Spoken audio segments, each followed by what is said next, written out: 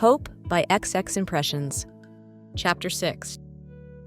Sitting in silence, it took you a moment to finally react to the surprise you felt at the question you had just received. Uncle Wallace, I don't understand. Raising his hands in a reassuring manner, your paternal figure began to say, "Now, don't worry because you'll have plenty of time to decide. Then a proud smile slowly grew on his face as he continued. But I thought you should know that CFD reached out to your old station back in New York, and they heard nothing but good things about you. So, they're pushing your application through." Letting out a small gasp, you couldn't help but to ask with excitement. Really? Giving a confirmatory nod, Chief said, "Yes. They'll let you finish your project first, but everything is in the works. And since I'm a man short on truck, I wondered if you'd be interested in filling that spot? I could pull a few strings and get you placed here if you want."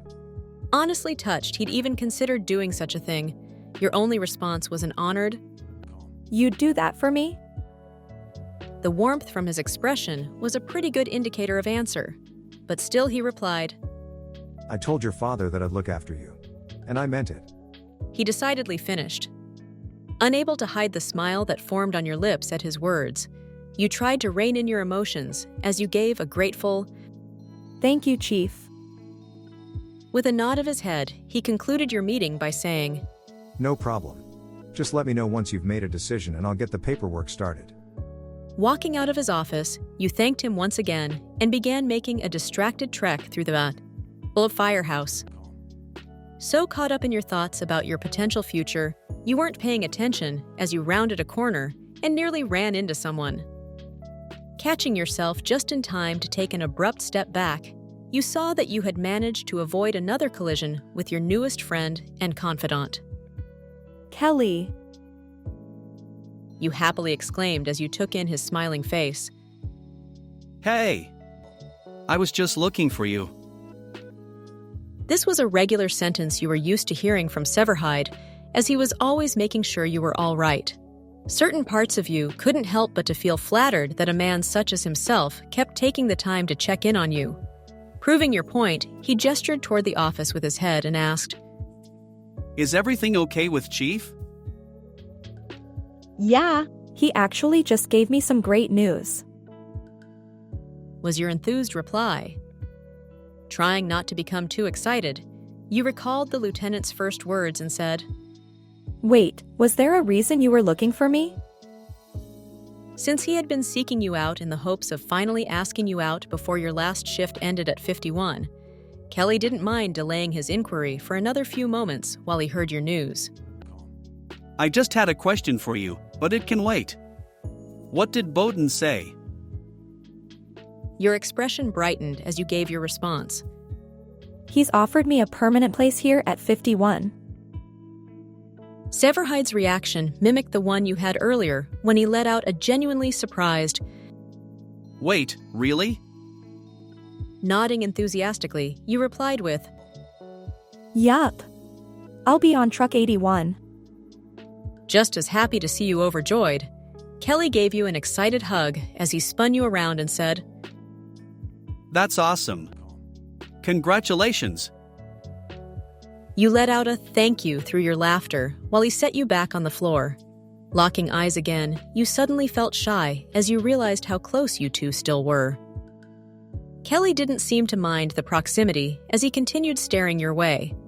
Clearing your throat and taking a deliberate step backwards, you diverted your sight to your hands when his gaze became too intense and asked by way of a distraction, So, what was it you wanted to ask me? The lieutenant only had time to smile with a touch of sheepishness as he said, Well, I was actually wondering if...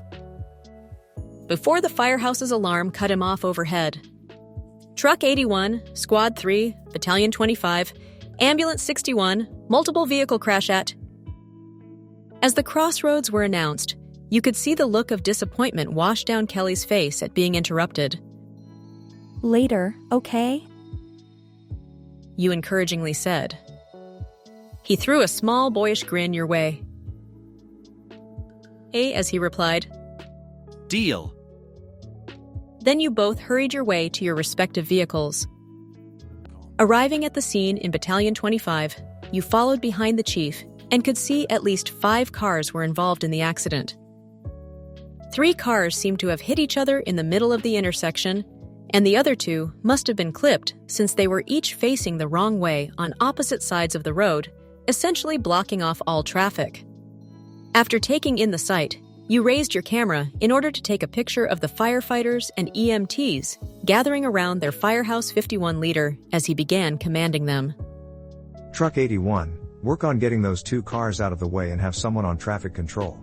Squad 3, looks like those 3 cars may have pinned the victims inside, so let's get started with extraction.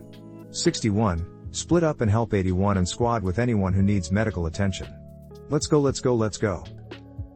With their orders now given, each member of Firehouse 51 got to work on helping those in need.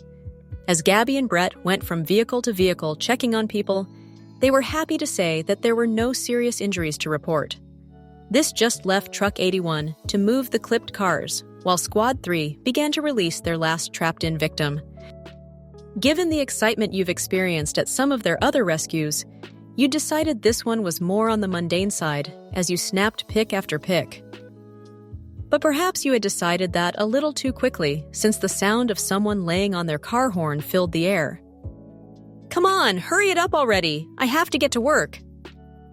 You only shot a brief glance at the annoyed driver shouting from his window at the firefighter on traffic control duty, Otis, while you made your way to Shadow Squad 3 in the intersection. Though you concentrated on getting footage of the uniformed men as they extracted their final person, you could still hear the loud honking, the angry driver getting more belligerent, and the sound of Otis trying to de-escalate the situation. You could only assume he hadn't succeeded since, in a quick move, the agitated man jerked his steering wheel and car to the side in order to go around Brian and attempted to accelerate through the intersection at a dangerous speed. So focused on the task at hand, you didn't notice the car barreling your way until it was almost too late for you to do anything about it. Bracing for impact, you found yourself completely caught off guard when you were tackled from the side rather than hit from the front. Rolling a few times after you hit the ground, you tentatively opened your eyes to see Kelly's worried blue gaze staring back your way as you laid beneath him. Are you okay? He asked with concern while the speeding driver lost control and crashed into a nearby lamppost.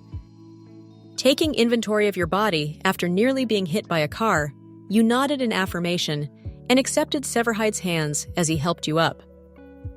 Soon joined by Brett, they both led you over to the ambulance in order to get you checked out while CPD detained the reckless driver.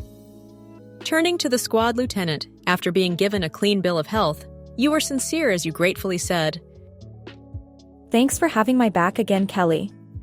If you ever need anything. But you were cut off when he raised a single hand. I don't need to be compensated in any way. I'm glad to protect Chicago's finest. He humbly responded. But there is one question that I'd like the answer to. You curiously replied with a small smile on your face. And what question would that be? Matching your smile with his own, he said. I know now might not be the right time, but you could have been gone today without ever knowing how much I truly like you because I keep waiting for the right time, so I can't keep this in any longer. As understanding started to hit you, he finished by asking with a note of shyness, So could I possibly take you out on a date sometime? It took a moment to find the courage to meet your gaze again, but when he did, he saw that your expression had bloomed into one of complete joy. Now wearing a wide grin, you happily responded with, Of course, Kelly. I'd love to. And were glad when you received a wide grin from him in return. End of Chapter 6.